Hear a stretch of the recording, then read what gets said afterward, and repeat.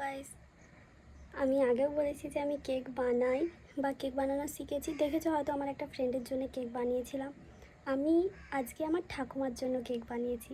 আসলে আমার ঠাকুমা একবার বলেছিল যে তুই আমাকে কেক বানিয়ে খাওয়াবি, আর আমার ঠাকুমা ডিম খায় না, যার জন্য ঠাকুমার জন্য এগলেস কেক বানিয়েছি।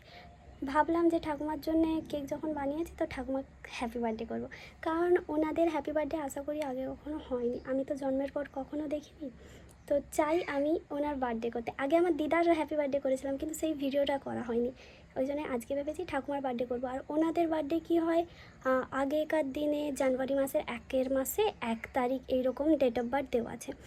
আজকের দিনে বার্থডে করব, আজকের যে ডেটটা হবে এরপর সবসময় ওই ডেটেই ঠাকুমার বার্থডে ধরবো। আমি এখন কেক বানিয়েছি, পুরোপুরি রেডি হয়নি, তো রেডি হয়ে যখন ঠাকুমাকে কেক কাটাবো তো দেখা হচ্ছে তখন। ঠাকুমার জন্য কেক রেডি।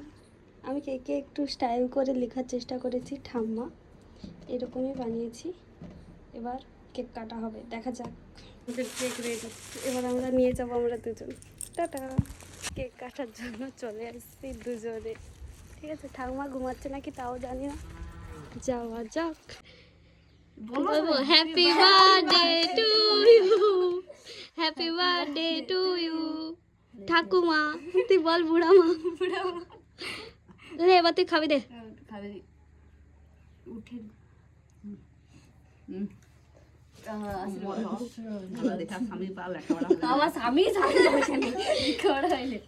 ওইটা তো মেয়েদের। কেক কাটা কমপ্লিট। ফার্স্টে তো কেক কাটবেনি, আমি বুড়া হয়ে গেছি, এখন আমি কেক কাটবো।